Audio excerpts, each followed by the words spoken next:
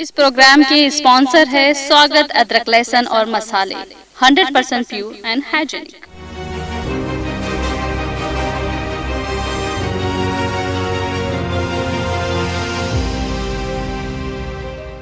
अस्सलाम वालेकुम, आदाब। मैं हूं Khalil Farhad. Program today in history में देखते हैं आज 25 फरवरी के अहम तारीखी वाक़यात। 25 फरवरी 1643 यानी 1643 को आज ही के दिन सल्तनत उस्मानिया के शाह अहमद सानी कुस्तुनतुनिया यानी आज के इस्तांबुल में पैदा हुए थे। वो सुल्तान इब्राहिम फर्स्ट के साहबजादे थे और अपने भाई सुलेमान सानी की जगह तख्ते सुल्तानी पर बैठे। अहमद सानी के उस्मानिया सल्तनत के नए सुल्तान बनने के चंद हफ्तों बाद ही सल्तनत उस्मानिया को लुइस विलियम की ज़ेर क़यादत ऑस्ट्रिया के हाथों जंगे श्रीलंका मन में बदतरीन शिकस्त हुई और यूं उस्मानी हंगरी से निकाल बाहर कर दिए गए। 25 फरवरी साल 1948 को हिंदी सिनेमा के मारूफ एक्टर और विलन के रोल के लिए जाने जाने वाले डैनी डेंजोप्पा का जन्म हुआ था। वो सिक्किम में भूटिया खानदान में पैदा हुए, जबकि उनकी मादरी जबान भी भूटिया ही है। अपने शुरुआती दिनों में डैनी ने नेपाली और हिंदी फिल्मों में गीत भी गाए। 4 दहाइयों पर मुश्तमिल अपने फिल्मी करियर में उन्होंने करीब 190 फिल्मों में एक्टिंग की। 1971 में आई फिल्म ज़रूरत से डैनी ने अपने फिल्मी करियर का आगाज किया।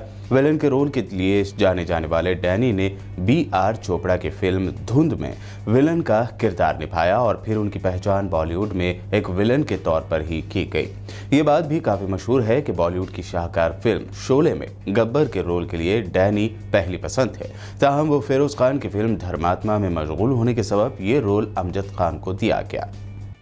25 फरवरी 1956 यानी 1956 में साबिक सोवियत यूनियन के लीडर निकिता क्रुश्चेव ने जोसेफ स्टालिन पर जमकर तनकीद की थी। क्रुश्चेव ने उन्हें एक जालिम डिक्टेटर करार दिया था। कम्युनिस्ट पार्टी की 20वीं कांग्रेस से खिताब करते हुए क्रुश्चेव ने स्टालिन के दौर इख्तिदार के बारे में कहा था कि स्टालिन का दौर शक, डर और दहशत का दौर था। सोवियत यूनियन के साबिक लीडर स्टालिन की 3 साल पहले यानी 1953 में मौत हो गई थी। उन्होंने इसका भी तफसीली जिक्र किया कि किस तरह से कई लोगों का उन्होंने कत्ल कर दिया था।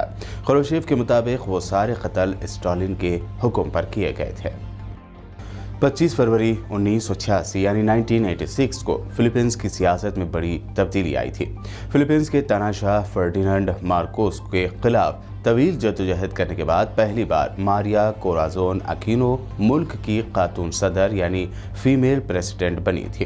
25 फरवरी 1986 को मारिया कोराजोन अकीनो के फिलीपींस की सदर बनने के साथ ही मुल्क में डिक्टेटर फर्डिनेंड मार्कोस का इख्तिदार भी खत्म हो गया। साबिक लीडर मार्कोस ने 1973 में मुल्क के आइन को यानी कॉन्स्टिट्यूशन को बदलते हुए लामहदूद ताकत हासिल कर ली थी। जब मार्कोस को लगा कि मुल्क में उनके लिए कुछ नहीं बचा है तो वह अमेरिकी फिजाई अफवाज की मदद से हवाई भागने में कामयाब रहे। अकीनो को जमहूरियत की मां के नाम से भी पुकारा गया क्योंकि उन्होंने मुल्क को एक नई सिमत दी। 1994 में 25 फरवरी यानी 25 फरवरी 1994 के दिन एक यहूदी शख्स ने हेब्रोन मस्जिद में फायरिंग करके 30 फलस्तीनियों का कत्ल कर दिया था। अमेरिका में पैदा हुए 38 साल का बरोच गोल्डस्टाइन मस्जिद में दाखिल हुआ और वहां मौजूद लोगों पर लगभग 100 राउंड फायरिंग की।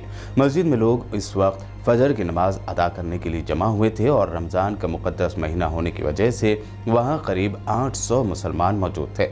ऐनी शाहिदीन के मुताबिक बरोच के पास AK-47 की तरह ही एक इजरायली राइफल थी और लगभग 10 मिनटों तक वो गोलियां चलाता रहा। जब गोलियां चलनी बंद हुई तो बरोच गोल्डस्टाइन भी मरा हुआ पाया गया। इस वाक़े को लेकर मुसलमानों ने एहतजाज किया। एहतजाजी अफराद को कंट्रोल करने के लिए जालिम इसराइली फ़ौज ने एहतजाजियों पर ही फायरिंग कर दी, जिसमें भी 12 फ़लस्तीनी मुसलमान मारे गए थे।